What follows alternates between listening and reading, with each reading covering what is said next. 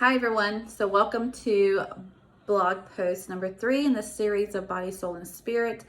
Today we're going to be speaking about the brain. Why is it important before you cut off if you're like, I don't want to know about the brain? Well, this is why it's important. If you struggle with thoughts you don't want to have, you need to know about the brain. If you have feelings and emotions that you don't want to feel or sense or controlling you, right, then you want to listen to how the brain works. If you're having physical reactions to certain situations and smells and happenstances, you want to hear what the brain does to make this happen. So with the brain, this is how it works, right? So we're thinking brain and the mind. Okay, so if you need to, you can correlate the two with the brain is the physical body, your brain, okay? The mind is your soul. It holds your thoughts, right? So it's still the brain working, but it includes thoughts, it includes the feelings and such, which we'll go into with the soul. I don't want to go into too much. So the brain, you receive information first from the external realm into the internal realm. You receive, of course, through your 5 senses, right? And then the brain will take what you see, bounce it off of your memory, the wiring in your neurons and stuff, what happened in the past, and it says, should we go this route? Should we not go this route? What's going to happen, etc. So as this happens, let's just do an example. A spider, right? You get the internal information that there's a spider on your bed, etc., or whatever. So you see the spider, and instantly your brain's like, oh, what did you do in the past? Oh, you like jumped up and killed it. So it gives you so your brain, as it receives the information, there's a spider there, it tells you to fear, to jump up, and to kill that spider, basically, right? It tells your body to react that way. And then you also might have a fast heartbeat, right? The excitement, the adrenaline that's released. Like, this is all from your brain receiving information and then doing the neurons and saying what to say or where to go, how to deal with it, etc. Of course, there's a lot more terms that go into this. I'm just trying to give you an understanding, an overall picture. So, or you could be the person when you see the spider, you just run, right? So your brain takes in the information. There's a spider here. Oh, in the past, I've seen that you ran away from this. So here's fear, get up and run, right? So it's gonna release the emotion. It's gonna release the feeling. It's gonna release and tell your body what to do all in that moment from receiving information that there's a spider there in front of you, okay?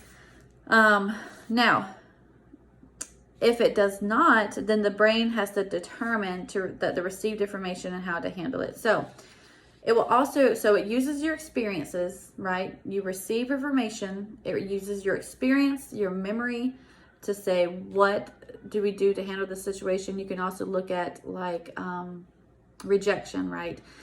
This is where, of course, where perceptions come into play. So you're looking at rejection. You're like, okay, so in the past, let's just take me, for example. I was abused by a certain type of person. And so let's just say this type of person is A, because I want to help everyone grasp this. So type A came and abused me and then left, right? Well, I have this memory now. So when that type A comes across my path, I take in the information. My brain is like, oh crap, this is the person that abused you when you were younger. Watch out, So it's like, it's telling me by experience and my environment, obviously, that this person looks like type A. It might not be the exact person, but it looks like the type A that hurt me and offended me or abused me, right?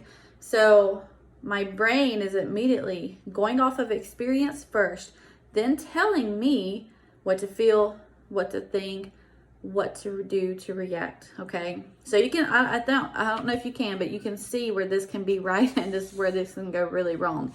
So for me, for 20 something years, I had this response with certain type of people. Let's just, again, type A. So when type A was in my presence, or even if I seen them in a store far away, I had these feelings and emotions erupting inside of me, because my mind took in the information. It's trying to figure out, okay, how did Natasha respond to this in the past? Oh, here's a link, here's a wire. This is how we need to react. She needs to be fearful. She needs to have her heart racing. She needs to get crunk, right? This is what is normal in the past. So This is important because if your experience obviously is negative with type A or negative with the dog, right? We can use that example. In the past, a dog came, bit you in the leg at 2 years old. So in the future, when you see a dog, it's going to trigger, it's going to bounce it off of your memories, your experiences first, and say, oh, this is what she saw at 2 years old. This is what hurt her. You need to have fear and run, or you need to attack, or you need to get mad, whatever way you reacted in that moment. Now, the second place that takes in consideration, your brain takes in consideration, is environment. Okay, so let's just say, again, I'm in type A, that type A person came across my path again, and my environment, though, I'm in a crowded place, where a church, or something that I feel safe in, wherever you feel safe in. Let's just say wherever you want to feel safe in. So if the environment, hold on, let me back up. Second part, if you don't have an experience, your brain is going to take your environment into consideration. Okay, so for example, let's say you live in a place of war. You're always needing to watch over your shoulder, right? A bird comes down and swoops at your head. The environment is already in a tense state of war and watching, and like you need to watch your back. This bird comes down and you're like, whoa, and you like swap up, and if you have a gun, obviously if you're in a war, you shoot at the bird because you're like, I thought it was my enemy coming to attack me. So sorry, but your brain, who is on high alert, in alert mode, will receive this information and say it's danger, So our brain doesn't have dreams, right? Our brain itself doesn't have hope in a future. You have hope in a future. Your soul has hope in a future, but your brain doesn't. So your brain's not going to sit there and say, Natasha, you shouldn't be looking at type A's anymore that way, because some of them are good. A lot of them are good. That one person was bad. But type A's are a blessing to you, and you need to see them as who they are and not what type A did to you in the past, right? So without awareness, if we do not have this awareness, then we're going to stay in two places. Number one, we're going to stay a victim, and or we are going to become a victim, right? So for me, for 20 something years that I did not confront this issue within myself because of type A, I stayed the victim of type A's. I said, listen, I am not safe around those type of people. I need to keep away from those type of people. They hurt me. They're not against me. They're not for me. They're against me, etc., etc. And I would get crunk. Like, I don't know if you know, we'll talk about this in the future too, but there's protectors you create, there's split personalities you create when you're a kid. There's so many things that go into this, and it's fascinating to me. But for me, I created this protector, this personality at 2 years old because of an abuser. I said, wait a minute, I need to show my mouth and get crunk. If anytime type A was in my face or near me, I would have this rising up of, who the do you think you are? Like, seriously. I would say that. I didn't care if it, I remember even doing this to the most awesomest pastor I had ever met. And I was like, why am I thinking this about this awesome man? Because I knew he was awesome. I believed he's awesome. But inside me, my memory, my body responses, all of it said, this is a type A, and you need to get crunk and not trust them, So I stayed the victim. And or you become a victim, right? So let's say, you're not a victim, you didn't struggle with it, but if we don't rewire our brains, renew the mind, transform our responses, right? If we do not do these things, then we will become and stay the victim. And it's an internal prison, right? I'm not saying that it won't happen again or it didn't happen. That is not my point. Isn't to talk about these perpetrators or predators or whatever you want to label them, type A person. The point is to say, I want you to have your internal freedom. I want you to be out of your internal cage. We shouldn't have to be locked up and have these responses that we had for a real reason and for a right reason. At 2 years old, I should have gotten crunk, and I should have created a defense mechanism, which was become a itch bae. to type A's. And that protected me as a kid. That protected me as a teenager. That protected me as a young adult. Did it hurt relationships? Of course it did.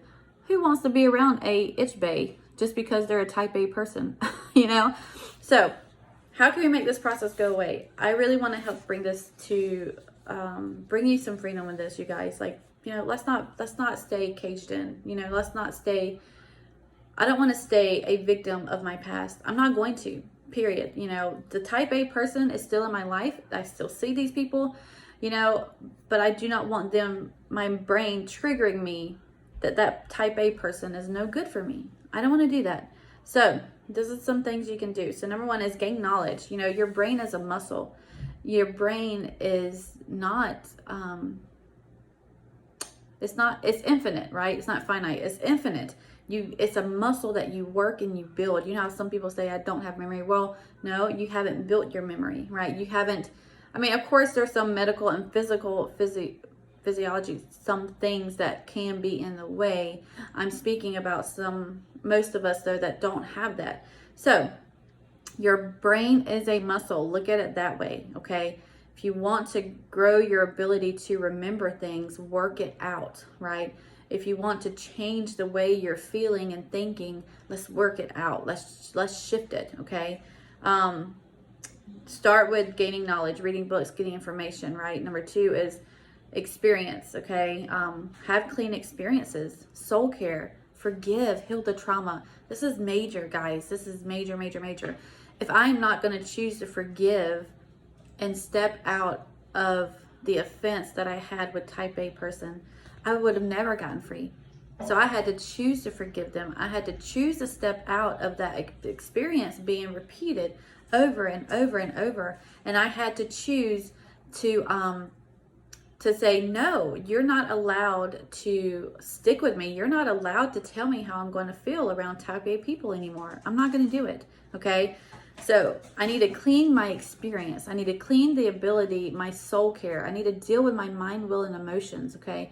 So if you're having this happen right now, you're like, Natasha, there is something that's going on with me. There's something happening, and it triggers almost daily. It's a trigger that's happening almost weekly or monthly, whatever it may be. How do I do this? How do I walk in it?